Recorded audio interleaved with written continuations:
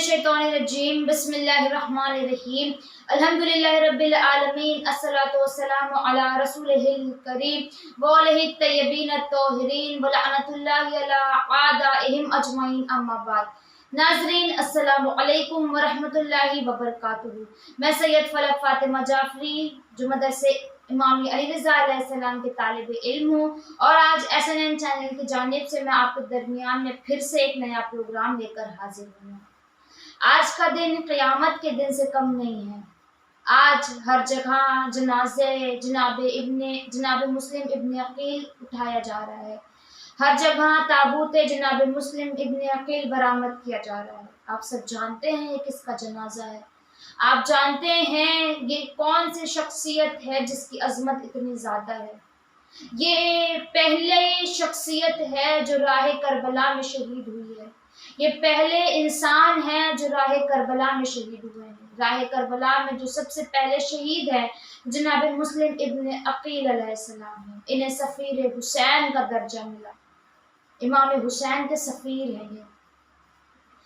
किताबें लिखती हैं कि जब इमाम हुसैन अलैहिस्सलाम मक्के में क़याम पजीर थे तो कूफे से मुसलसल इमाम हुसैन को ख़त आ रहे थे कि या इब्न रसूल अल्लाह हमारे हिदायत के लिए आइए, ए अली के बेटे हमारे हिदायत के लिए आइए, ए फातिमा ज़हरा के बेटे हमारी हिदायत के लिए आइए। आप हमारे वक्त के इमाम हैं, हमारी हिदायत करिए। क्योंकि जो वक्त का यजीद है, जो वक्त का हुक्मरान है, जो वक्त का हाकिम है, वो हम पे बहुत ज़्यादा जुल्म कर रहा है, बहुत ज़्यादा जालिम है यजीद। वो हलाल मोहम्मदी को हराम मोहम्मदी कर रहा है, हराम मोहम्मदी को हलाल मोहम्मदी कर रहा है। ऐसे में हमारा जीना बहुत ज़्यादा मुश्किल हो गया है। जब मुसलसल खत जाते रहे और इमाम हुसैन ने कोई जवाब नहीं दिया तो ऐसे भी खत इमाम हुसैन को आए जिसमें लिखा हुआ था कि इमाम वक्त हैं आप हमारे वक्त के इमाम हैं और आपकी जिम्मेदारी है कि आप हमारी हिदायत करिए, और अगर आप हमारी हिदायत करने के लिए नहीं आएंगे तो हम महशर में रसूल खुदा से आपकी शिकायत करेंगे कि आपका नवासा मौजूद था और हम उससे मुसलसल कह रहे थे कि हमारी मदद के लिए आइए, हम उसे लब्बैक कह रहे थे लेकिन वो आ नहीं रहा था। फिर लोगों ने खत लिखा कि आपको वास्ता है आपकी माँ के हक का, हमारी हिदायत करने के लिए आइए। आपको वास्ता है आपके बाबा अली का, कूफे में आ जाइए। आपको वास्ता है आपके भैया हसन का, हमारे पास आ जाइए। जब ऐसे मुसलसल खत इमाम हुसैन को मिलते रहे तो जनाब इमाम हुसैन ने मुस्लिम इब्न अकील को अपने करीब बुलाया और उनसे कहा कि मुस्लिम, मुझे मुसलसल कूफे से खत आ रहे हैं, एक काम करो, जाके तुम देखो क्या वहाँ के हालात सही हैं, क्या वो लोग सच में मुझसे मोहब्बत करते हैं या सिर्फ वो ऐसे ही खत लिख के बुला रहे हैं। मुस्लिम तुम वहाँ जाओ, लोगों से बैत करो, अगर लोग तुम्हारी बैत कर रहे हैं तो मुझे खत लिख के बुला लेना, मैं भी वहाँ पे आ जाऊँगा। इमाम हुसैन अलैहिस्सलाम ने किसे भेजा अपना सफ़ीर बना के, जनाब मुस्लिम इब्न अकील को। ये कोई आम शख्सियत कूफे में नहीं जा रही है, अली का भतीजा है ये, हुसैन का भाई है ये, हुसैन का रिप्रेजेंटेटिव बन के ये कूफे में जा रहे हैं। जो किरदार इमाम हुसैन का है वो किरदार लेके जनाब मुस्लिम इब्न अकील आ रहे हैं। इमाम हुसैन ने खत लिखा कि ए लोगों, मैं अपने भाई को, अपने चचाजाद भाई को तुम्हारे दरमियान भेज रहा हूँ और ये वो है जो मेरा सबसे ज्यादा भरोसेमंद इंसान है। इमाम हुसैन ने यहाँ सबसे पहले कहा कि मैं अपने भाई को भेज रहा हूँ, फिर कहा मैं अपने चचाजाद भाई को भेज रहा हूँ, फिर कहा कि मैं भरोसेमंद इंसान को भेज रहा हूँ। इमाम हुसैन ने किरदार बताया, अपना किरदार जनाब मुस्लिम इब्न अकील अलैहिस्सलाम के जरिए बताना चाहा। जनाब मुस्लिम इब्न अकील कूफे में गए, या कूफे में जाना था, तमाम कूफियों ने जनाब मुस्लिम इब्न अकील का इस्तकबाल किया, उनसे बैत की। सारे कूफियों ने जनाब मुस्लिम से बैत की। जनाब मुस्लिम ने जब उनकी ये अकीदत देखी, उनके जब ये रवैये देखे, उनके जब इतने अच्छे माहौल देखे, इतनी ज़्यादा उल्फत देखी इमाम से, तो उन्होंने सोचा कि हाँ सच में इन्हें हिदायत की ज़रूरत है। उन्होंने इमाम हुसैन को खत लिखा कि मौला आप आ जाइए यहाँ पे, इनकी मदद करिए, इन्हें सच में आपकी हिदायत की ज़रूरत है, ये आपके मुंतज़िर हैं, ये सच में आपसे लब्बैक कह रहे हैं, ये दिल से आपसे मोहब्बत कर रहे हैं। या यजीद को यह खबर मिली कि जनाब मुस्लिम अलैहिस्सलाम के हाथों पे लोगों ने बैत कर दी। یزید بہت زیادہ غضبناک ہو گیا. اس نے اپنے گورنر سے کہا کہ تم موجود تھا وہاں پہ اور لوگوں نے مسلم ابن عقیل سے بیعت کر لی, ایمان کی بیعت کر لی, انہوں نے امام حسین کی بیعت کر لی, تو کیا کر رہا تھا وہاں پہ؟ تجھ سے گورنر کی پوسٹ سنبھالی نہیں جا رہی ہے. اس نے عبید اللہ ابن زیاد کو بھیجا اور کہا کہ نعمان تو ہٹ جا وہاں سے, تو اب گورنر کی پوسٹ نہیں سنبھالے گا, عبید اللہ ابن زیاد سنبھالے گا. یا عبید اللہ ابن زیاد کوفے میں آیا, اس نے لوگوں کو جب دیکھا کہ یہ امام سے محبت کر رہے ہیں, اس نے لوگوں کا جائزہ لینا چاہا, اس نے لوگوں کا امتحان لینا چاہا.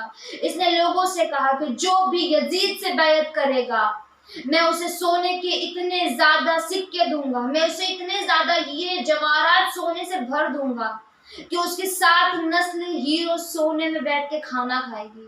میں اسے اتنے زیادہ پیسے دے دوں گا کہ اس کی کبھی نسل غربت میں نہیں ہوگی. وہ لوگ جو کل تک لبیک کے نعرے لگا رہے تھے, وہ لوگ جو کل تک خط لکھ رہے تھے مولا آئیے مولا آئیے مولا آئیے, وہ لوگ پیسوں کے پیچھے بھاگنے لگے. وہ لوگ پیسوں کے پیچھے جا رہے تھے. پیسوں کی محبت زیادہ ہو گئی تھی, ایمان کی محبت کم ہو گئی تھی.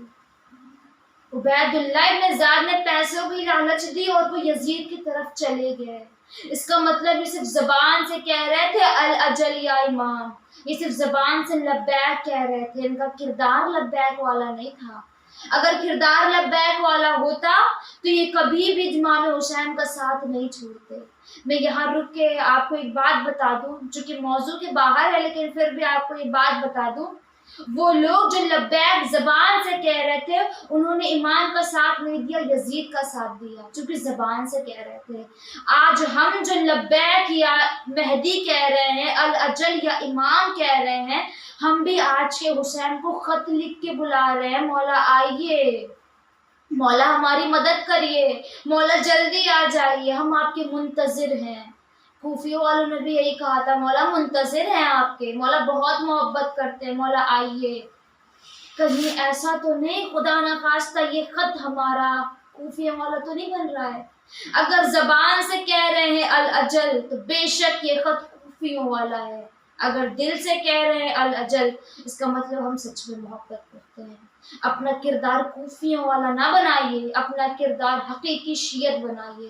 اپنا کردار ویسا بنائیے جیسے جناب سلمان کا تھا, اپنا کردار ویسا بنائیے جیسے جناب فضا کا تھا.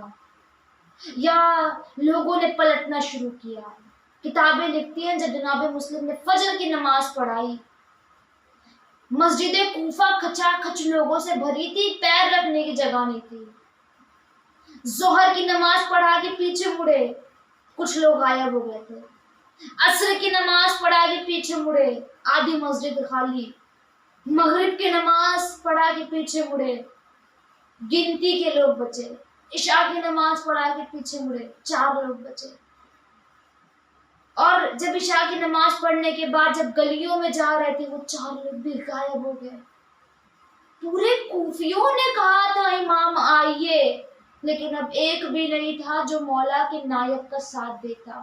اب کوئی باقی نہیں رہا تھا جو سفیر حسین کا ساتھ دیتا, کیونکہ زبان سے الاجل کہہ رہے تھے, کردار میں الاجل نہیں آیا تھا. اگر کردار میں الاجل ہوتا تو امام جناب مسلم کا ساتھ نہیں چھوڑتے. جناب مسلم تنو تنہا, رات کی تاریکی ہے, سنسان گلیاں ہیں, جناب مسلم بھٹک رہے ہیں اور بے چینی ہے دل میں, خود کی جان کی پرواہ نہیں ہے جناب مسلم کو. یہ ہے محبت امام سے, اسے کہتے ہیں محبت. نرغے آدھا میں گھر چکے ہیں, دشمنوں سے گھرے ہوئے ہیں, ہر جگہ کہا جا رہا ہے کہ جہاں مسلم ملے وہاں قتل کر دو اسے, لیکن خود سے محبت نہیں ہے. صرف دل میں یہ پریشانی ہے, دل کو یہ افسوس ہو رہا ہے کہ میں نے امام کو خط لکھ کے بول دیا کہ امام آئیے, کیونکہ اس وقت ان کے حالات اور تھے. اس وقت ایسا لگ رہا تھا کہ یہ امام کے منتظر ہیں, لیکن اب تو ان کے حالات بدل گئے ہیں. میرا امام بچوں کے ساتھ میں, بہنوں کے ساتھ میں, اتنی دھوپ کی شدت میں نکل چکا ہے. میرا امام سفر کر کے آ رہا ہے, یہ لوگ دغا دے رہے ہیں امام کو. میں کیسے بتاؤں اب امام کو. کو امام سے ملنے کی خواہش، امام کی جان کی پرواہ تھی، خود کی جان کی پرواہ نہیں تھی، جناب مسلم ابن عقیل کو امام کے بارے میں سوچ رہے تھے، اسی لیے امام حسین نے انہیں سفیر بنا کے بھیجا۔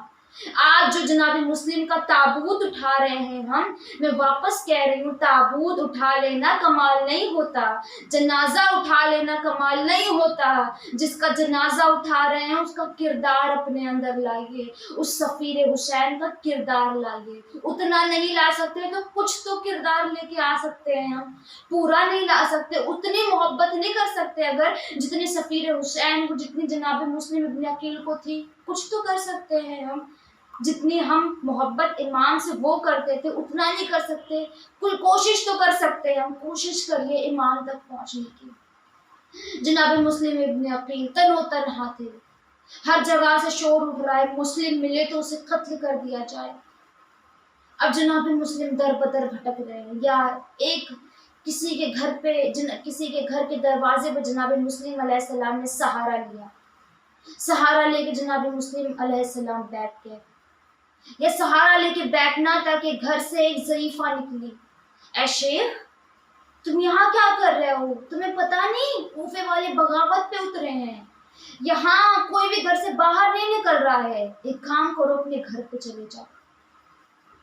وہ ضعیفہ اندر چلی گئی، ضعیفہ اندر چلی گئی، چونکہ اس کا بیٹا اس کے گھر میں واپس نہیں آیا تھا، وہ بیٹے کے لیے پریشان تھی، وہ واپس باہر آئی، اس نے دیکھا جناب مسلم ایسے ہی بیٹھے ہوئے ہیں، اس نے کہا اے بھائی تم چلے جاؤ یہاں سے، تمہیں نہیں پتا یہاں کے لوگ بہت زیادہ لڑائی پہ اتر آئے ہیں، یہ لوگ بہت زیادہ بغاوت کر رہے ہیں، گھر سے کسی کا بھی نکلنا منع ہے، سب کا نکلنا منع ہے، اپنے گھر میں چلے جاؤ۔ جب ضعیفہ نے کہا ایسا تو جناب مسلم کی آنکھوں سے آنسو جاری ہو گئے، لوگ کہتے ہیں ضعیفہ وہ انسان کہاں جائے جس کے پاس گھر ہی موجود نہ ہو۔ جناب مسلم نے ایسا کہا تو ضعیفہ نے کہا بھائی کیا تمہارا گھر کوفے میں نہیں ہے؟ جناب مسلم نے کہ لوگ کہتے نہیں میرا گھر کوفے میں نہیں ہے، میں مدینے کا مسافر ہوں، مدینے کا نام سنا تڑپ گئی۔ شیعہ نے اہل بیت تھی، اہل بیت کی چاہنے والی تھی، انہوں نے کہا کہ تم کس قبیلے سے ہو؟ جناب مسلم ابن عقیل بتاتے ہیں کہ میں بنی ہاشم کے قبیلے کا ہوں، میں عقیل کا بیٹا ہوں، میں علی کا بھتیجا ہوں، میں حسین کا بھائی ہوں۔ اس ضعیفہ نے جناب مسلم ابن عقیل کو اپنے گھر میں بلایا، دسترخوان لگایا کھانے کے لیے، جناب مسلم ابن عقیل نے کہا نہیں مجھے کھانا نہیں کھانا، تھوڑا سا پانی دے دو۔ جناب مسلم نے عقیل علیہ السلام نے پانی پیا، اس کے بعد مصلی عبادت میں مشغول ہو گئے، روتے جاتے تھے، دعا کرتے جاتے تھے، میرے خالق میں نے اپنے امام کو خط لکھ کے بلا لیا ہے، مجھے ایسا لگتا تھا کہ یہ لوگ سچ میں امام کے منتظر ہیں، مجھے ایسا لگتا تھا کہ یہ سچ میں امام سے محبت کرتے ہیں، لیکن یہ امام سے محبت نہیں کر رہے ہیں، یہ تو امام کو دغا دینے والے ہیں، میرے خالق میرا امام رستے میں ہوگا، کس طرح سے میرا امام یہاں پہ آئے گا؟ جناب مسلم ابن عقیل ابھی نماز پڑھ ہی رہے تھے کہ اس کا بیٹا آ گیا، اس کا بیٹے کا تعلق یزید سے تھا، یزید کا چاہنے والا تھا وہ، اس نے جب دیکھا کہ جناب مسلم ابن عقیل اس کے گھر میں قیام پذیر ہیں، اس نے جا کے عبید اللہ ابن زیاد کو خبر کر دی، عبید اللہ ابن زیاد سارے فوجیوں کو لے کر کے اس ضعیفہ کے گھر کو لوگوں نے گھیر لیا، آواز دی مسلم ابن عقیل ہمیں پتہ ہے کہ تم اس گھر میں ہو، اس گھر سے باہر نکلو ورنہ ہم اس گھر میں گھس جائیں گے۔ جناب مسلم ابن عقیل کی یہ غیرت گوارا نہیں کر رہی تھی کہ جس نے مجھے پناہ دی اسے گھر میں یہ ظالم گھس جائیں۔ جناب مسلم ابن عقیل باہر نکلے اور ایسی جنگ کی کہ لوگ حیران ہو گئے کہ ایک اکیلا انسان ایسی جنگ بھی کر سکتا ہے۔ لوگوں نے کہا یہ علی کا بھتیجا ہے، یہ عباس کا بھائی ہے، یہ حسین کا بھائی ہے، یہ ایسے نہیں، اسے دغے سے مارو، اسے دغا کر کے پکڑو۔ لوگوں نے دغے سے جناب مسلم ابن عقیل علیہ السلام کو پکڑ لیا، پکڑنے کے بعد دربار میں پیشی کی گئی، ہاتھوں میں ہتکڑیاں، پاؤں میں بیڑیاں، گلے میں توق ہے، چہرہ زخمی ہے۔ جناب مسلم ابن عقیل نے پانی مانگا، پانی آیا، جناب مسلم ابن عقیل چاہتے تھے کہ پانی پی لیں، چہرے سے اتنا خون، لبوں سے اتنا خون جاری تھا کہ پورا پانی نجس ہو گیا، واپس پانی آیا، واپس پانی نجس ہو گیا، واپس پانی آیا۔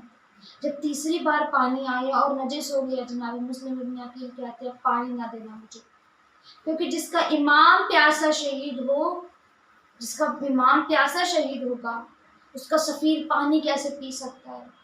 لوگوں نے سوال کیا کیا کوئی تمہاری آخری خواہش ہے، کوئی وصیت ہے؟ جناب مسلم ابن عقیل فرماتے کہ میں یہاں کوفے میں 700 دینار کا مقروض ہوں، میں نے قرضہ لیا ہے، میرے شہادت کے بعد میں میری زرہ اور میری تلوار کو بیچ کر کے اس کا قرضہ ادا کر دینا، اور میری ایک وصیت یہ بھی ہے، مجھے پتا ہے کہ تم لوگ نہیں مانو گے لیکن سن لو میری وصیت۔ کیا وصیت ہے؟ میرے امام کو میں نے خط لکھ کے بلا لیا ہے، میرا امام سفر میں ہوگا، اپنی بہنوں کو لے کر، اپنے بھائیوں کو، بچوں کے ساتھ میں اتنی گرم وقت میں میرا امام کوفے میں آ رہا ہے، بس کوئی اتنا خط لکھ کے پہنچا دے کہ وہ امام کوفے میں نہ آئے، امام کوفے والے دغا دینے والے ہیں، یہ خط امام تک پہنچا۔ لوگوں نے ہنسنا شروع کیا۔ جناب مسلم ابن عقیل علیہ السلام سے کہا گیا کہ جناب مسلم ابن عقیل کو دارالامارہ کی چھت سے گرا دیا، یہ دارالامارہ کی چھت پہ جناب مسلم ابن عقیل کو لے کے جایا گیا۔ جناب مسلم ابن عقیل علیہ السلام نے مکے کا رخ کیا۔ جناب مسلم ابن عقیل کہتے ہیں السلام علیکہ یا ابا عبداللہ، جناب مسلم کا یہ کہنا تھا۔ لوگوں نے چھت سے دھکا دیا جناب مسلم کو۔ جناب مسلم دارالامارہ کی چھت سے نیچے آئے، عجب ناہر ہوئے، سیدہ نے یہ فریاد کی ہوگی کہ بابا ذرا اٹھ کے دیکھیے، بابا مرکت کو چھوڑیے، اٹھ کے دیکھیے، آپ کی امت نے یہ اجر رسالت دیا ہے۔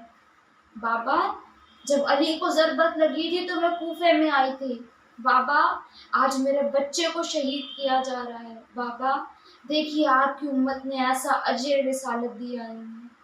جناب مسلم ابن عقیل جب زمین پہ آئے، جناب مسلم کا سر کاٹا گیا، قلم کیا گیا۔ جناب مسلم علیہ السلام کے لبوں سے آواز آ رہی تھی السلام علیکہ یا ابا عبداللہ۔ اس وقت امام حسین نماز پڑھ رہے تھے۔ جناب امام حسین نے نماز تمام کی، آنکھوں سے آنسو جاری، سلام کا جواب دیا جناب مسلم کو، اور لبوں پہ ایک ہی شکوہ تھا، لبوں پہ ایک ہی نوحہ تھا، انا للہ و انا الیہ راجعون۔ جناب مسلم ابن عقیل کے غم میں امام حسین زار و قطار رو رہے تھے خیمے میں جا کے۔ یا مولا عباس خیمے میں آ گئے، امام حسین کو روتا ہوا دیکھا، مولا عباس نے کہا مولا آپ رو کیوں رہے ہیں؟ جناب مسلم ابن عقیل کی شہادت کی خبر مولا عباس نے کو سنائی جناب امام حسین نے۔ مولا عباس نے کہا آقا مجھے اجازت دیجیے، مولا مجھے صرف اتنی اجازت دے دیجیے کہ میں جا کر کے اپنے بھائی کے خون کا بدلہ لوں، مولا مجھے اجازت دیجیے کہ میں اپنے بھائی کی لاش کو جا کے دفنا دوں۔